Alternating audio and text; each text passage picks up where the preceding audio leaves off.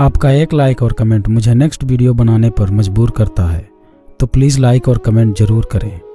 और अगर आप चैनल पर नए हैं तो चैनल को सब्सक्राइब करना ना भूलें और साथ ही में बेल आइकन को प्रेस करके नोटिफिकेशन को ऑल पे सेट करें, ताकि आपको हर वीडियो का नोटिफिकेशन मिलता रहे जैसे ही हम एक नया वीडियो अपलोड करते हैं। कैंटीन में तुलिका और तृप्ति के पास आकर एक साधारण कपड़ों में साधारण शक्ल के लड़के अनुज ने एक छोटी सी पैकिंग में गिफ्ट मुस्कुरा कर देते हुए कहा, पिंकी जी, ये आपके जन्मदिन का तोहफा है।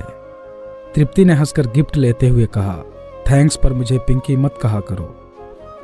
अनुज, कितनी बार समझाया है तुमको। अनुज कुछ उदास होते हुए चुपचाप वहीं खड़ा रहा।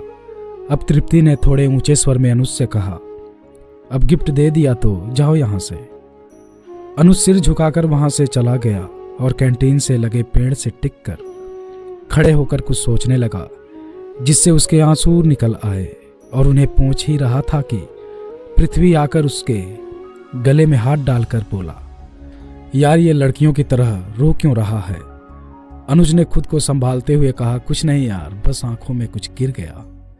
पृथ्वी बोला, अबे साले, यारों से तो सच बोल दिया कर, मुझे पता है तुझे पिंकी की झिड़की का बुरा लगा।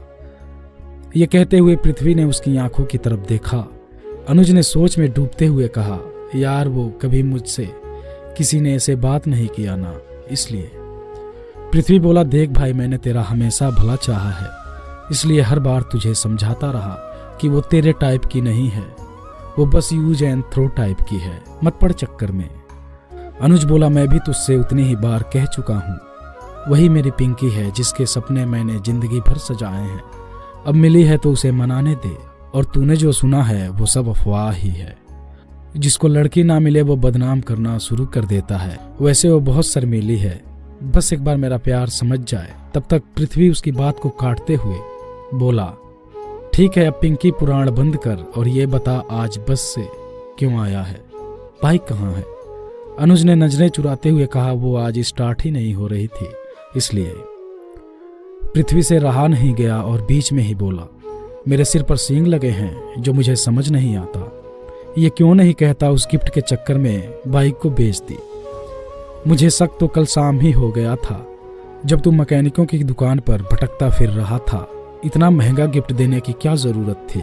अनुज की चोरी पकड़ी गई तो उसे मानने में ही समझदारी दिखी, फिर मुस्कुराते हुए बोला, ये प्रेम है यारा, यहाँ मोल भाव नहीं, लेन देन का यहाँ कोई हिसाब नहीं, प्रेम लिखा है यहाँ हर तरफ, चाहे अगर तो पढ़ ले खुद, इस वही खाते की कोई खुली किताब नहीं है।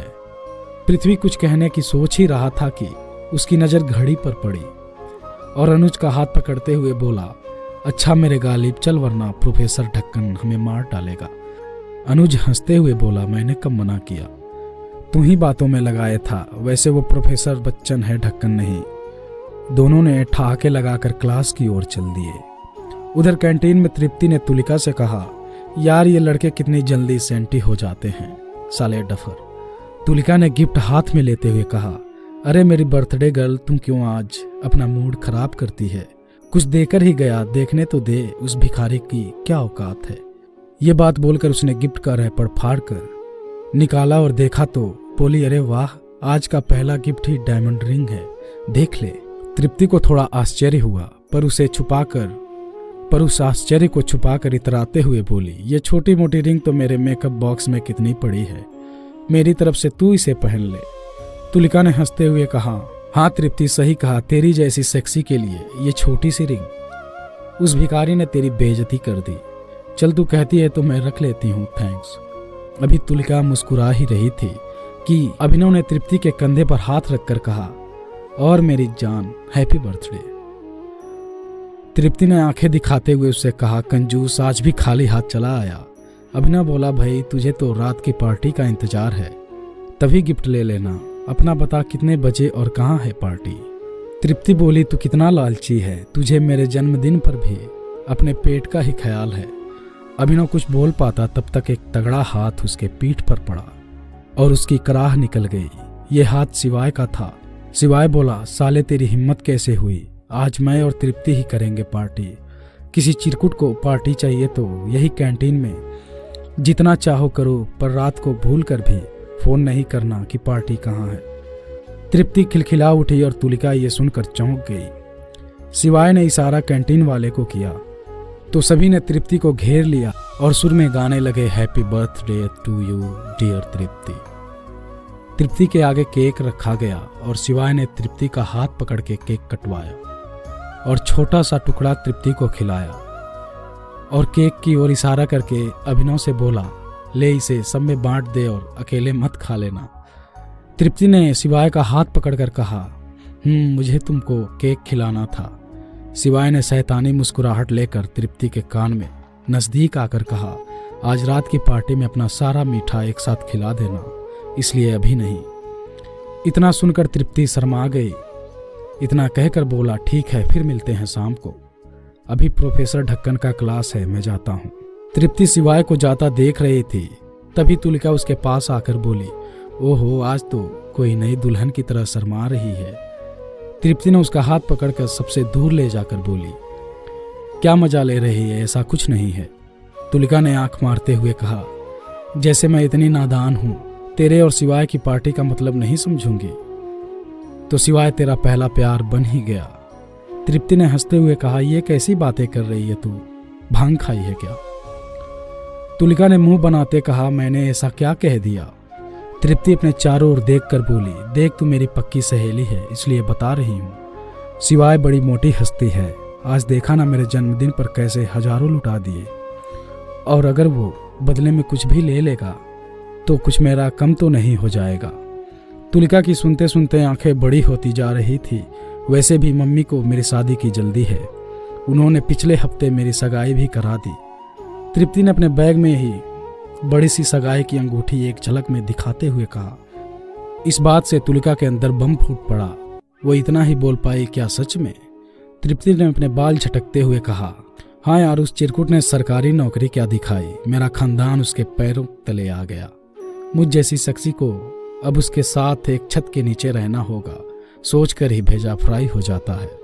तुलिका ने अपने लेवल की समझदारी दिखाते हुए कहा, अरे जब पसंद नहीं आया लड़का तो शादी से मना भी तो कर सकती थी। तृप्ति बोली, मैं तो मुंह पर ही मना करने वाली थी, पर मेरी दीदी ने समझाया कि देख लड़का हैंडसम हो ना हो, पैसे वाला होना चाहिए, वरना प्यार से कोई महंगी महंगी ज्वेलरी, लंबी गाड़ी थोड़े ही खरीद सकता है। कुछ दिन बाद ना तू उतनी सुंदर रहेगी ना जवान, फिर हजारों का ब्यूटी पार्लर का खर्चा कौन उठाएगा? तो मेरी तरह तू भी बड़े घर में जाकर ऐश कर। तृप्ति ने गहरी सांस लेते हुए बात पूरी की। तुलिका अब कुछ बोलने से झिझक रही थी तो बोली, फिर शिवाय? तृप्ति ने शिवाय के सपने को देखते हुए कहा, शिवाय का सीना देखा है, उसके सामने मेरा वाला तो झिंगुर लगता है शिवाय के सीने में खुद को ऐसे चिपका लूं कि कभी अलग ही ना हो। पर फिर भी ये सब मैं इसलिए कर रही हूँ क्योंकि मुझे अपनी वर्जिनिटी उस चिरकुट को नहीं देनी है। अब चल जल्दी, मुझे रात के लिए कुछ ड्रेस खरीदनी है। ये कहकर तुलिका को खींचते हुए कैंटीन के बाहर ले गई। एक लड़का जो पृथ्वी को जानता था, तृप्ति और तुलिका की सारी बातें चुपकर सुन लिया और पृथ्वी को बता दिया जाके। पृथ्वी गुस्से से भन्ना रहा था, इसलिए सीधे अनुज के पास जाकर उसका हाथ पकड़कर एकांत में ले गया और सारी बात वैसे ही बता दी। ये बात सुनकर अनुज की आंखों से पानी झलकने लगा और वो अभी आता हूँ कहकर वहां से कहीं चला गया। कॉलेज खत्म हो चुका था, अभी तक अनुज का कुछ पता ही नहीं था। पृथ्वी को उसकी बहुत चिंता थी, वो उसे पागलों की तरह हर जगह ढूंढ रहा था। अब धीरे धीरे अंधेरा भी बढ़ रहा था तो पृथ्वी की बुद्धि ने भी काम करना बंद कर दिया और वही मैदान में जमीन पर लेटकर हाँफने लगा। तभी उसे हॉस्टल की छत पर कोई खड़ा दिखाई दिया। उसके पैरों के नीचे से जमीन खिसक गई। वो मैदान से भागते हुए छत पर पहुंचा। जैसे ही अनुज छत से कूदने को हुआ तो उसका हाथ पृथ्वी के हाथ में आ गया, जिसे पकड़कर छत से लटकते अनुज को खींचकर छत पर लाया और अनुज के ऊपर थप्पड़ों की बरसात कर दी और थोड़ी देर में अनुज वही दीवार से टिक कर बैठ गया। अब पृथ्वी का गुस्सा थोड़ा कम हुआ, वो भी रो रहा था। तभी उसने अनुज के गालों की तरफ देखा जो लाल पड़ गए थे। उसने अनुज के गालों को प्यार से सहलाया। अनुज के आंसू जब खून छनकते गालों पर पृथ्वी के हाथों से रगड़े तो अनुज की सिसकी निकल गई और मुंह से निकला, ओह पिंकी, तुमने ऐसा क्यों किया? इतना सुनते ही पृथ्वी का पारा फिर से हाई हो गया। साले तू उस कलमुही के लिए हमें अकेला छोड़कर जा रहा था। मैं पागल हूं जो भूखे प्यासे तुझे कुत्तों की तरह ढूंढता फिर रहा था। अनुज बोला, वो क्या थे जाने बिना, टूटा दिल लेकर हम गए, मरहम की कसम मरहम ना मिला, मरहम की जगह मरहम गए। पृथ्वी अभी भी उसकी बातों पर भन्नाया हुआ बके जा रहा था। कब से समझा रहा हूँ साला खुद तो दीवाना हो गया है और हम सबको पागल समझता है। ये भी नहीं सोचा तू मर गया तो उस गांव में बैठी माँ का क्या होगा, जो तेरे इंतजार में सबसे कहती है मेरा बेटा कलेक्टर बनेगा। एक ये है साला दीवाने हुए उस छिनाल पर मिटे जा रहा है।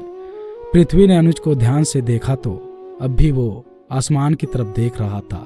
पृथ्वी का अपशब्द टूट गया और उठते हुए बोला, देख मैं तुझे ऐसे नहीं देख सकता। आज उस तृप्ति का वो हाल करूंगा कि वो खुद से नफरत करने लगेगी। इतना कहकर पृथ्वी छत की दीवार पर जोर का हाथ मारकर वहां से नीचे के लिए दौड़ पड़ा। करीब 5 मिनट तक वैसे ही अनुज आसमान की तरफ देखता रहा। फिर पीछे कुछ मिनट के पल उसके दिमाग में जैसे रिवाइंड हुए। उसकी निद्रा टूटी। उसे लगा ये क्या हो गया पृथ्वी को, ये सब करने से रोकना होगा। अब ये सब सोचकर उसने दौड़ लगा दी, पर पृथ्वी वहां से गायब हो चुका था। वो पागलों की तरह कैंपस की गलियां छान चुका था। उसे कोई नहीं दिखा तो उसने हाथ जोड़कर ऊपर वाले से दुआ मांगी, हे भगवान, मैं अपने प्यार पर यह कलंक नहीं लगने दे सकता। बस मुझे पृथ्वी को ये सब करने से रोक लेने दे, फिर मेरे पाप के लिए जो सजा देगा मैं खुद तेरे पास आकर मांग लूंगा। तभी उसे किसी बाइक की आवाज बाहर की गली की तरफ से आई तो उसने दीवार कूदकर दौड़ लगा दी। एक लड़की चमकीले टॉप और मिनी स्कर्ट में फोन पर बात करती हुई जा रही थी। पीछे से एक गाड़ी जिस पर 2 लड़के थे जो मुंह पर कपड़ा बांधे थे और तेजी से लड़की की तरफ बढ़े चले जा रहे थे।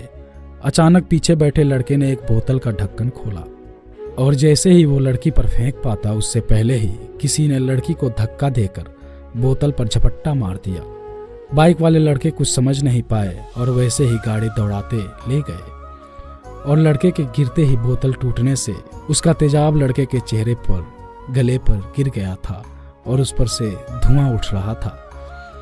लड़की के डर के मारे चीख भी नहीं निकल पा रही थी, इसलिए उसने हॉस्टल की तरफ दौड़ लगा दी और वो लड़का मुस्कुराते हुए वहीं पिंकी पिंकी कहते हुए आसमान को देखने लगा और लगता था उसके चेहरे पर जिंदगी में पहली बार इतनी संतुष्टि आई है, मगर ये उसके लिए उसकी सांसों की तरह ही आखिरी थी। कुछ दिनों बाद एक अखबार में एक कविता कॉलम में छपी जिसका शीर्षक था, बंदियों से बचा या खुदा नेक बंदों को, बंदियों से बचा वरना उनके लिए ये खुद से लड़ जाते हैं, प्यार संभलने नहीं देता इनको और ये हद से गुजर जाते हैं। उम्मीद करता हूँ आपको ये कहानी पसंद आई होगी।